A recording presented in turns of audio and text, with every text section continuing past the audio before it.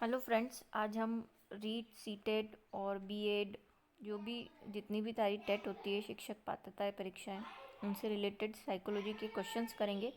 और मैं फिर से कहूँगी कि मेरे जो ये क्वेश्चंस है वो आपको रेयरली ही किसी बुक में मिलेंगे, क्योंकि जो भी बुक आप परचेज़ करते हैं उसमें वही पुराने से क्वेश्चंस होते हैं, लेकिन ये बिल्कुल नए तरीके के क्वेश्चंस हैं। हो सकता है इसमें से कुछ कॉमन हो, लेकिन फिर भी आपको वैरायटी ज़रूर मिलेगी जो आगे के एग्ज़ाम्स में आने के चांसेस है, क्योंकि बहुत से क्वेश्चंस अब जो है रिपीट हो चुके हैं। तो साइकोलॉजिस्ट जो पेपर सेट करेंगे उसमें नए क्वेश्चंस को इंक्लूड करने की कोशिश करेंगे, मॉडिफाइड करने की कोशिश करेंगे।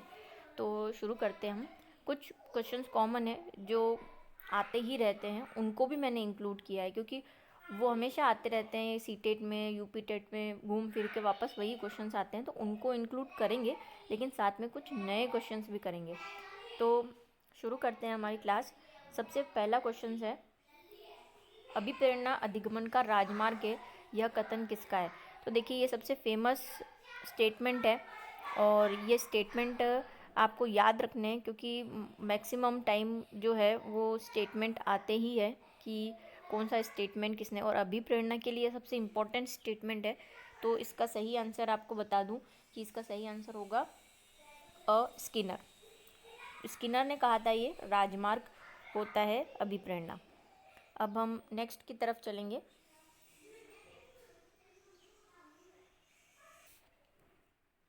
नेक्स्ट है, अभिप्रेरणा क्रिया को प्रारंभ रखने, जारी रखने तथा नियंत्रित रखने की प्रक्रिया है। यह भी बहुत फेमस है और यह भी आपको याद रखना है।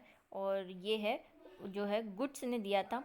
और इसको याद करने का तरीका मैं आपको, वैसे भी देखिए अच्छी बात है कि अभिक्रिया को प्रारंभ रखना, जारी रखना और फिर नियंत्रित करना, कैसी बात है, अच्छी बात है ना। तो अच्छी इंग्लिश में उसको कह देंगे गुड। तो इसका जो सही आंसर हो जाएगा वो हो जाएगा गुड।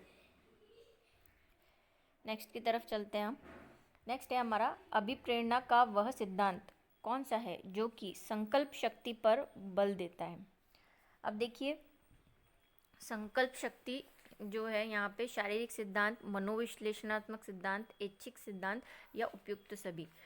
तो अगर आपने सारे सिद्धांत पढ़े हुए हैं तो आप इसे देखते ही समझ जाएंगे कि अभिप्रेरणा का वह सिद्धांत जो संकल्प शक्ति में क्या क्या होता है। संकल्प शक्ति में आपकी मन की शक्ति होती है, यानी आपका मन चाह रहा है या नहीं। संकल्प शक्ति को हम बोलते हैं कि विल पावर। तो विल पावर सिर्फ मन, एक तो आपका मन चाहना चाहिए, दूसरा आपकी इच्छा होनी चाहिए। तो ऐच्छिक आ गया वहाँ पे, ऐच्छिक मतलब सेल्फ, इच्छा होनी चाहिए आपकी। तो वो इच्छा तभी होगी जब आपकी संकल्प शक्ति अच्छी होगी। आपकी शारीरिक सिद्धांत, यानी कि आपका मन तो चाह रहा है लेकिन आपका फिजिकली आप उसके लिए फिट नहीं हो, फिजिकली आपका शरीर उसकी सहमति नहीं दे रहा है, तो भी वो नहीं हो पाएगा। तो शरीर भी इसमें शामिल है। और तीसरा है मनोविश्लेषणात्मक, जो आपका मनोविश्लेषणात्मक है वो वाला सिद्धांत। तो यहाँ पे देखिए, ये तीनों ही जो है अब्राहम लिंकन ने जो दिया था मनोविश्लेषण, यानी कि आपका मन और उसका एनालिसिस तीनों भी आपकी सहमति देनी चाहिए। तो यहाँ पे जो सही आंसर है वो हो जाएगा द। नेक्स्ट है, निम्न में से अभिप्रेरणा की विशेषता में शामिल है, क्या होनी चाहिए अभिप्रेरणा की विशेषता? पहला है, व्यक्ति के व्यवहार को उत्तेजित व जागृत करती है। हाँ, ये सही है। जब भी हमें मोटिवेशन, अभिप्रेरणा मीन्स मोटिवेशन रहता है तो हम एक्साइट रहते हैं, जागृत रहते हैं, मतलब हर उस टाइम हम तैयार रहते हैं कुछ भी नई चेंजेस होने के लिए। व्यक्ति के व्यवहार का संचालन करती है। हाँ, हम जैसा हमारा जितना हमें मोटिवेट मिलेगा वैसे ही हमारा व्यवहार भी रहेगा। तीसरा है, इसका संबंध क्रियाशीलता से है। हाँ, ऑब्वियसली हम पढ़ ही इसलिए रहे हैं कि हम क्रियाशील रहें, मोटिवेट रहें। मोटिवेट करने से हम क्रियाशील रहते हैं, उस काम को करने के लिए एक्टिव रहते हैं। तो जो तीनों ही ऑप्शन सही है, तो इसका आंसर हो जाएगा द। नेक्स्ट है, अभिप्रेरणा प्रबंध का हृदय है, कथन किसका है? देखिए, ये थोड़ा सा मैंने आपको बोला कि डिफरेंट डिफरेंट मैं आपके लिए क्वेश्चंस लेकर आऊँगी, और ये उसी टाइप का एक क्वेश्चन है। इससे पहले वाला भी आपने शायद हो सकता है कहीं देखा हो, लेकिन यहाँ पे देखिए ये किसने कहा था कि हृदय होता है। और ये जो क्वेश्चन है वो सी टेट में आ चुका है, लेवल फर्स्ट में आया हुआ है, पर बहुत पहले आया हुआ है और काफ़ी साल, 5 7 8 साल पहले आया हुआ है। तो उससे इसके आने के चांसेस बहुत बढ़ जाते हैं, और काफ़ी बुक्स में भी नहीं दिया हुआ है। तो इसका जो सही आंसर है वो लिकर्ट ने दिया हुआ है। अब इसको याद कैसे रखना, देखिए हृदय क्या है, हार्ट, और वो कहाँ होता है, हमारी बॉडी में होता है। और लीवर आपने सुना होगा, तो लीवर से लिकर्ट आप याद कर सकते हैं, और लीवर और लिकर्ट एक दूसरे से संबंधित है। तो यहाँ पे आंसर हो जाएगा अ। तो ये छोटी छोटी टिप्स है जो याद करने में हेल्प करती है। नेक्स्ट है, मैकडोनल्ड ने अभिप्रेरित व्यवहार का कारण माना है। देखिए मैकडोनल्ड का सिद्धांत पढ़ा है आपने। मैकडोनल्ड ने जो दिया था वो मूल प्रवृत्तियों के बारे में दिया था, कि हमारी जैसी मूल प्रवृत्तियाँ होती है, जन्मजात प्रवृत्ति, हमारी मृत्यु की प्रवृत्ति या जीने की प्रवृत्ति, जैसी भी प्रवृत्ति होती है उसके अकॉर्डिंगली हम जो है अभिप्रेरित रहते हैं, या अभिप्रेरणा हमारी, उस मोटिवेशन हमारा वैसा रहता है। तो उनका सिद्धांत था मूल प्रवृत्ति, तो यहाँ पे सीधा सा आंसर है मूल प्रवृत्ति।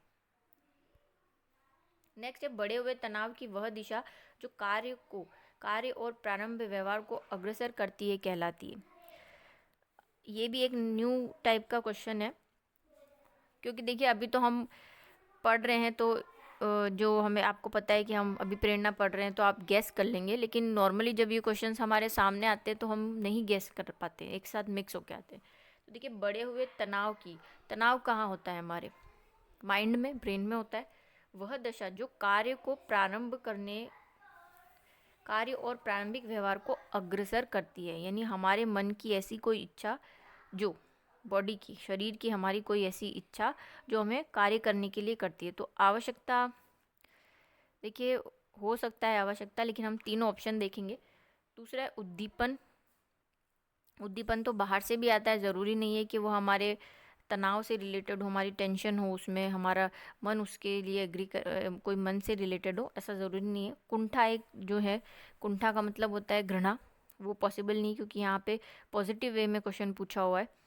और अंतर्नोद, तो देखिए आवश्यकता तो है, वो फिजिकली मेंटली सब टाइप की हो सकती है, और यहाँ पे तनाव से रिलेट किया गया है, और तनाव हमारे ब्रेन से या हमारे मन से रिलेटेड होता है, तो वो हमारा होता है अंतर्नोद। अंतर्नोद का मतलब होता है हमारा इंटरनल टेंशन जो हमें होती है, तो वो उससे रिलेटेड है। अगर आप तनाव को देखेंगे तो वहाँ पे यही फिट बैठेगा, तो इसका सही आंसर हो जाएगा स। नेक्स्ट है अंतर्नोद। अब देखिए ये भी नया है, पहले वाला भी नया था क्वेश्चन। अंतर्नोद शब्द को सर्वप्रथम किसने प्रयुक्त किया था, तो सही आंसर है इसका वुडवर्थ ने किया था। अगर आपने वुडवर्थ के जितने भी थ्योरीज पढ़ी है तो वहाँ आपने उनके बारे में ज़रूर पढ़ा होगा कि अंतर्नोद उन्होंने ही सबसे पहले बताया था। तो इसका सही आंसर है अ। नेक्स्ट की तरफ बढ़ेंगे हम। इन प्रिंटिंग का उदाहरण क्या है, मूल प्रवृत्ति, अर्जित अंतर्नोद, आवश्यकता, उपलब्धि अधिप्रेरक। इन प्रिंटिंग जो है, इसमें ज़्यादा कुछ डिस्क्राइब करने के लिए नहीं है। इन प्रिंटिंग का मतलब एक तरह से इन बिल्ट मान सकते हैं हम, जैसे हम बोलते हैं मोबाइल्स में हर चीज़ इन बिल्ट होती है, पहले से ही होती है। ऐसे ही हम में क्या चीज़ें पहले से हो सकती है, जो यहाँ पे ऑप्शन है उसके अकॉर्डिंगली। आवश्यकता तो देखिए जीवन में रहते हैं हम, कहीं जिस जगह पे रहते हैं उसके अकॉर्डिंगली आवश्यकता होती है, तो ये हमारे अंदर इन बिल्ट नहीं हो सकती है, वो हमारे रहन सहन के जगह के हिसाब से बदलती रहती है। और अर्जित अंतर्नोद, तो ऑब्वियसली अर्जित लिखा हुआ है, अर्जित का मतलब किसी चीज़ से हमने लिया है, तो वो भी इनबिल्ट जैसा या इम्प्रिंटिंग जैसा कुछ नहीं है इसमें। और उपलब्धि प्रतिप्रेरक तो हो गया आपका अचीवमेंट जो होगा, तो वो भी नहीं है। तो यहाँ पे सबसे बेस्ट ऑप्शन जो है वो क्या है, मूल प्रवृत्ति, यानी हमारी इम्प्रिंटिंग का मतलब अंदर हमारी जो प्रवृत्ति है, मूल प्रवृत्ति है, तो ऑप्शन हो जाएगा इसका। नेक्स्ट है, निम्न में से अभिप्रेरणा को कहा जाता है अभिगमन का हृदय, अधिगमन की सुनहरी सड़क, अनिवार्य स्थिति, या उपयुक्त सभी। तो ये तीनों ही ऑप्शन इसमें फिट बैठते हैं। हृदय भी है, सुनहरी सड़क मतलब हमारे काम को प्रेरित करती रहेगी, और अनिवार्य भी कंपलसरी भी है, वो मोटिवेशन नहीं होगा, अभिप्रेरणा नहीं होगी तो हम काम नहीं कर पाएंगे। तो इसका आंसर हो गया 2। नेक्स्ट है अभिप्रेरणा के अंदर होने वाला शक्ति परिवर्तन है जो भावनात्मक जागृति वो पूर्वानुमान उद्देश्य द्वारा वर्णित होता है। अभिप्रेरणा से व्यक्ति के अंदर होने वाला परिवर्तन और भावना यानी इमोशनली हमें, और पूर्वानुमान यानी किसी पहले से हमारा जो लक्ष्य है हमारा, उसका पहले से हमने अनुमान लगा लिया कि हमें ये प्राप्त करना है, ये चीज़ प्राप्त करनी है। तो ये जो कथन है ये भी बहुत इम्पोर्टेंट है, और ये भी आपने शायद किसी बुक में नहीं पढ़ा होगा। अगर आपने डिटेल पढ़ी है किसी साइकोलॉजी की तो आपने पढ़ा होगा।